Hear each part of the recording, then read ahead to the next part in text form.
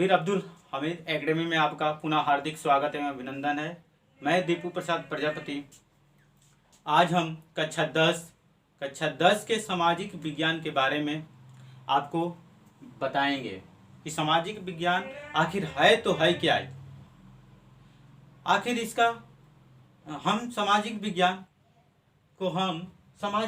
ही क्यों कहते हैं, क्या कारण है कि इसमें सामाजिक विज्ञान का इतना महत्व है, सामाजिक विज्ञान हमारे दैनिक जीवन में क्यों अत्यधिक महत्व है, समाज के लिए क्या इसका महत्व है। वहीं आज हम सामाजिक विज्ञान के सामाजिक विज्ञान के अंतर्गत आने वाली क्या क्या वह चीज है जो आज हम उसको बताएंगे।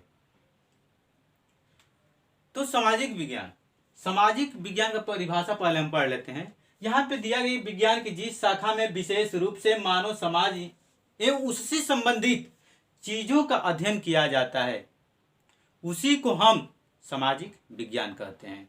एक बार पुनः हम देख लेते हैं परिभाषा। विज्ञान की जिस शाखा यानी जिस क्षेत्र में विशेष रूप से मानव जाति का अध्ययन किया जाता है, उसी का या उससे तात्पर्य मानव जाति से तात्पर्य ही जितनी जीव जंतु मानव समाज है या मानव समूह में जितने लोग आते हैं, उसी को हम सामाजिक विज्ञान कहते हैं। यहाँ पे दिया गया है कि मानव जाति यानी मानव जाति का किससे संबंध है, तो मानव जाति का संबंध सामाजिक से है। और विज्ञान का मतलब है कि उससे संबंधित चीजों का अध्ययन, यानी कि कहने का मतलब यह है किससे संबंधित, तो हम कह सकते हैं उससे संबंधित मानव जाति से संबंधित चीजों का जो अध्ययन किया जाता है, उसी को ही हम सामाजिक विज्ञान कहते हैं। तो सामाजिक विज्ञान को हम कक्षा 9 और 10 के तहत इसको हम 4 भागों में डिवाइड कर सकते हैं। मुख्य रूप से इसको हम 4 भागों में बांट देंगे। पहला होता है इतिहास को इंग्लिश में कहते हैं हिस्ट्री।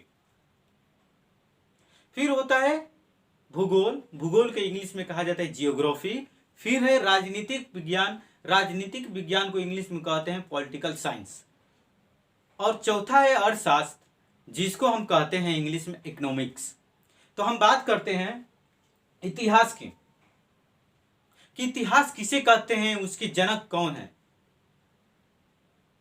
तो सबसे पहले हम इतिहास के जनक के बारे में हम जानने कि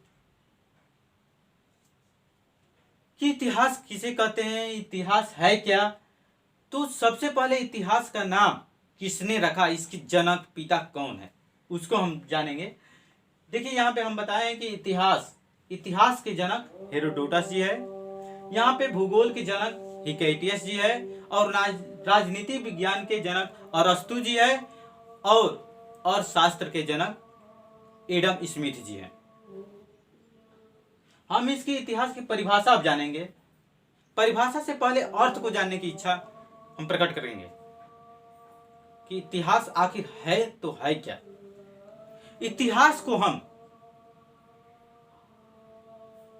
इतिहास का अर्थ होता है इति धन ह धन आस। इसका मतलब जो समय बीत गया है, अर्थात यह निश्चय हुआ था।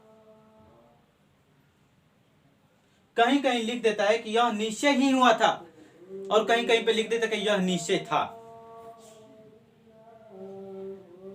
और इतिहास की परिभाषा हम जानेंगे। लोग कहते हैं पिछली घटनाओं के बारे में जो हम जानते हैं उसी को इतिहास कहते हैं। सही बात है, एकदम जैसे कई विद्वानों ने इतिहास का परिभाषा कई अपने मतों से दिए हैं, अलग अलग दिए हैं कि इतिहास किसे कहते हैं, इतिहास है क्या। तो हम यहां जानेंगे परिभाषा। यहां पे लिख दी गई इतिहास ज्ञान की वह शाखा है जिसमें हम मानव जाति का अध्ययन या मानव जाति से संबंधित पिछली घटनाओं का अध्ययन करते हैं, उसी को हम इतिहास कहते हैं। कहने का मतलब यह है कि जो पिछली घटनाएं हुई है पूरे वर्ल्ड यानी पूरी संसार में, और उसको जानने की हम इच्छा प्रकट करते हैं, उसको हम जानेंगे कि हमारे अतीत में क्या हुआ था, जो उसको हम जानेंगे वही हम। तो सामाजिक विज्ञान में हम आज इतिहास को लेकर के आपके सामने प्रस्तुत हूं, जिसमें अध्याय एक में यूरोप में राष्ट्रवाद का उदय कैसे होता है, क्या कारण होता है कि यूरोप में राष्ट्र का उदय हुआ। तो सबसे पहले हम जानेंगे यूरोप क्या है। यूरोप किसे कहते हैं? तो यूरोप एक महाद्वीप है। उसी महाद्वीप में हमारे कई देश हैं।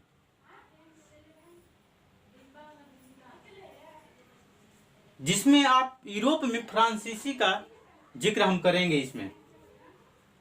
तो उससे पहले हम जानेंगे कि राष्ट्रवाद क्या होता है, किसे कहते हैं राष्ट्रवाद।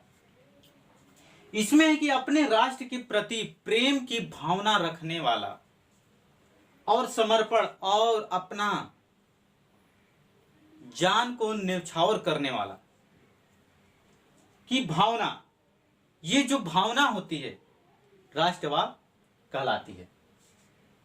फिर से देखते हैं कि अपने राष्ट्र के प्रति जो प्रेम करता है, प्रेम से रहता है, नियम कानून का पालन करता है और अपने को उसके हवाले समर्पण करता है, उसी को ही हम राष्ट्रवाद कहते हैं।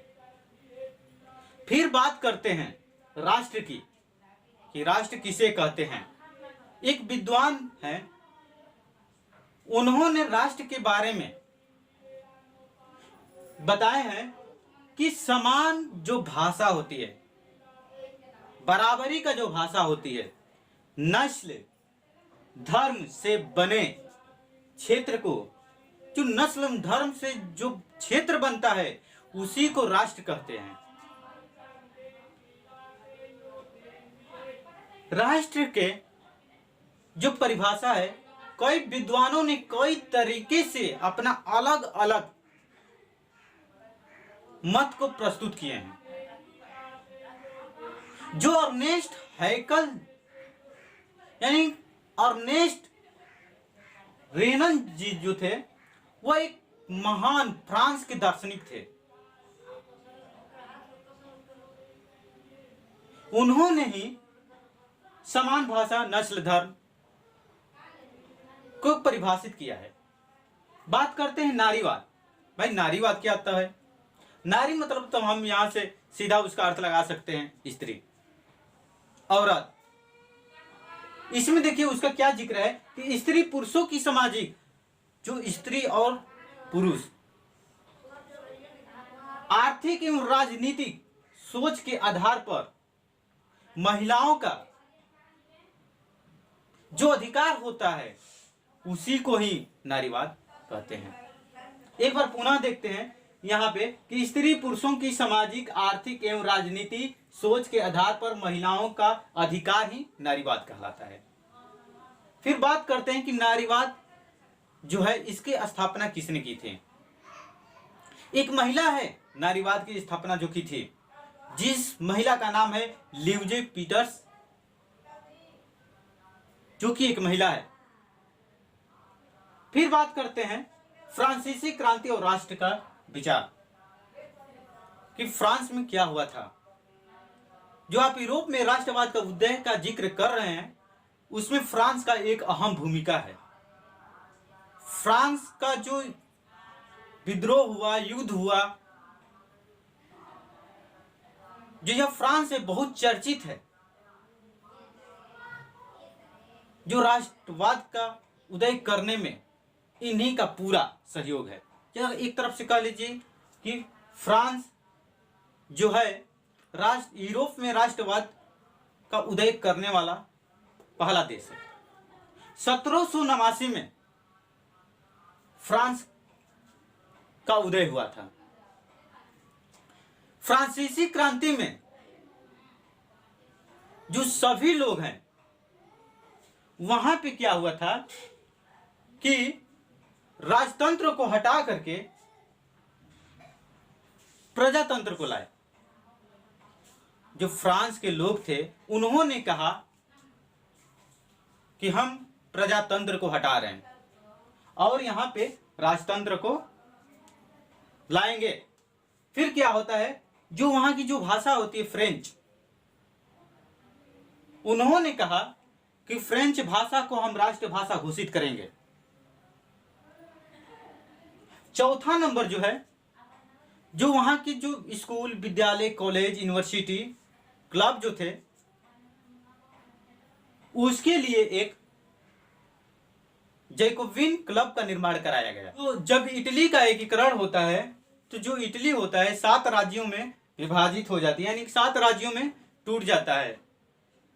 फिर उसके बाद 1830 के दशक ज्यूसेppe मैज़नी जो है इटली का एकीकरण करने में, कहने का मतलब यह है कि जो इटली था उसका एकीकृत गणतंत्र के रूप में इटली का एकीकरण करने में ज्यूसेppe मैज़नी ने बहुत प्रयास किया। फिर तीसरा पॉइंट है, जो ज्यूसेppe मैज़नी है, फिर उनके साथ में 2 और लोग हैं जिसका नाम है गैरिबाल्डी और काइवूट। इन तीनों ने मिल करके इटली का एकीकरण को संभव बनाया। अगर आप इस चैनल पर पहली बार आए हैं तो वीडियो को सब्सक्राइब कीजिएगा और अगर वीडियो अच्छा लगे तो लाइक कीजिए और कमेंट में अपनी राय जरूर दीजिए। धन्यवाद। आप लोगों को अगले बार चैप्टर 2 में बताया जाएगा कि भारत में राष्ट्रवाद का उदय कैसे होता है, क्या कारण होता है भारत में राष्ट्रवाद का उदय होने के लिए।